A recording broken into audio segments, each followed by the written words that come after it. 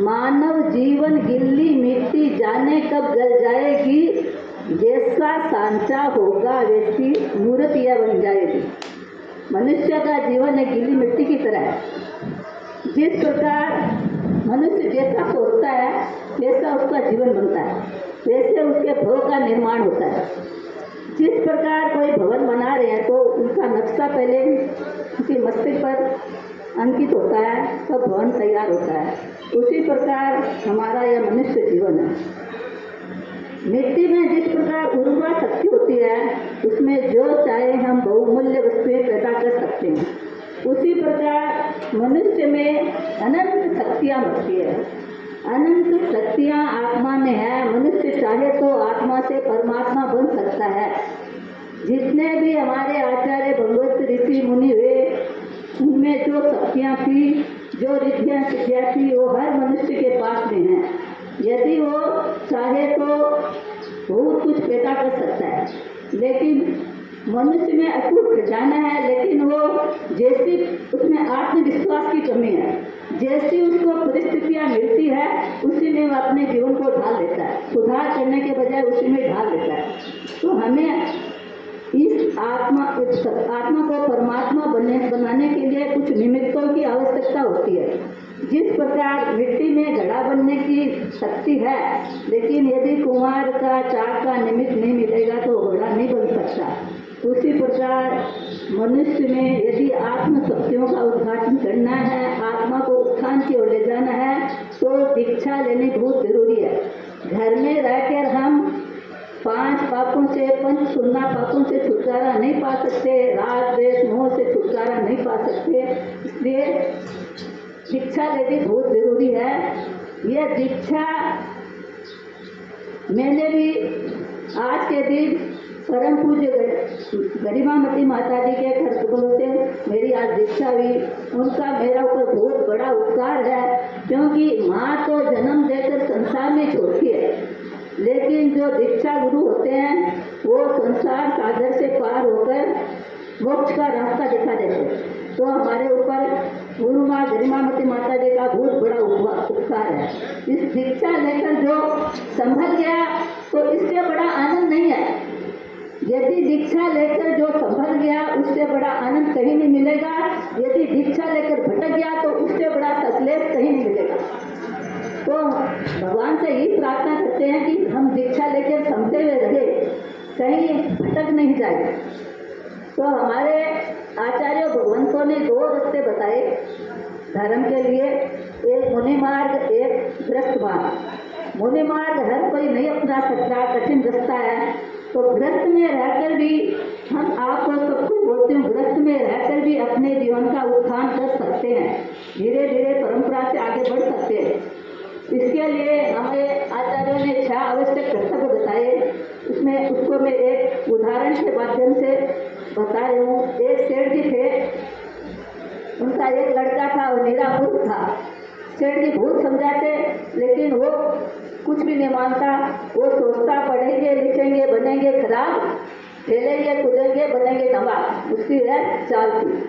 अब सेठ जी व्रत हो गए, मरणासन हो गए, तो उन्होंने अपने बेटे को बुला के कहा कि तू इतने दिन तो मेरी बात नहीं मानी, अब मेरी शिक्षा है तू मान लेना, नहीं तो तेरा जीवन बिगड़ जाएगा। तो वो भी सोचा पिताजी मरणासन है तो एक बात मान ले। पिताजी ने कहा 5 शिक्षाएं दी। हाथी को बांधना पहली, दूसरा मीठा खाना, तीसरा छाया में आना छाया में जाना, चौथा बांध कर छोड़ना नहीं, 5वां देकर लेना नहीं। अब वो क्या निरागुण, उनकी गूढ़ भरी रहस्य बातों को समझा नहीं। उन्होंने क्या किया, हाथी को लाके बांध दिया। अब हाथी का खर्चा इतना बढ़ गया, वो तो परेशान हो गया। दूसरा छाया में आना छाया में जाना, तो अपने दुकान से लेकर घर तक ऊपर चंदुआ बांध दिया।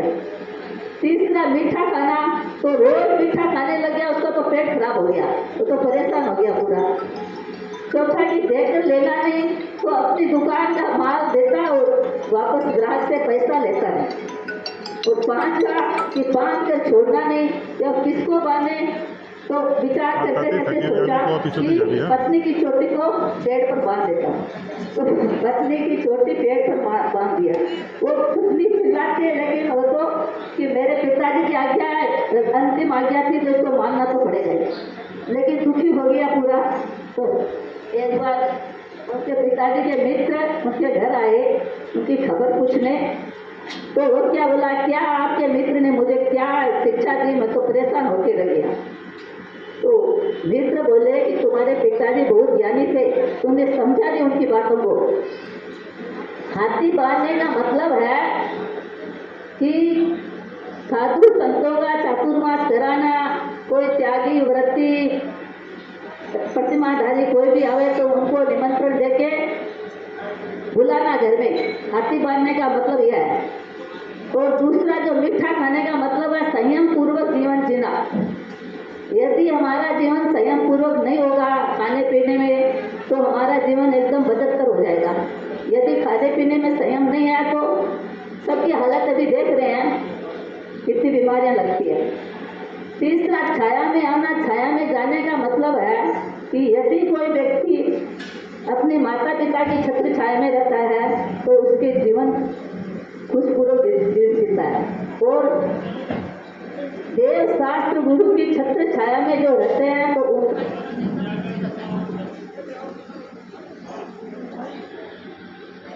कोई हम दान दिए हैं उनका नाम नहीं छपाना, कोई दान करे तो उनका नाम नहीं छपाना। दान दिया है उसको छपाना नहीं, वापस कोई आकांक्षा नहीं रखना कि मुझे इसका बदले कुछ मिल जाएगा। पांचवा है कि बांध के छोड़ना नहीं, मतलब हम कोई देव शास्त्र गुरु की साक्षी में कोई व्रत नियम लिया है तो उसको कभी भी छोड़ना नहीं। ये 5 बातों की उसके पिताजी ने शिक्षा दी। तो हम आप सब देव शास्त्र गुरु की छत्र छाया में रह रहे हैं। हमारे पास कमी किस बात की है? कमी कुछ नहीं है। हमारे पास पंच परमेष्टि की छत्र छाया है, तो हमेशा पंच परमेष्टि की छत्र छाया में रहना। अंधा और भिखारी बनकर द्वार द्वार क्यों डोले, अंधा और भिखारी बनकर द्वार द्वार क्यों डोले। प्रभु नाम की खेती पर तो नया बीज फिर बोले, प्रभु नाम की खेती पर तो नया बीज फिर बोले।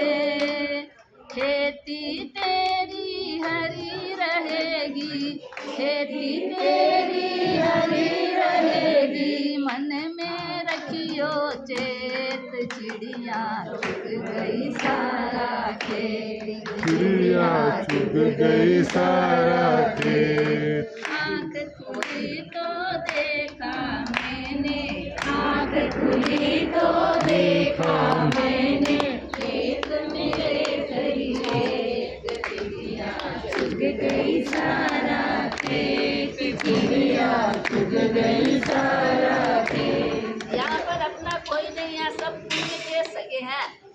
जब तक पुण्य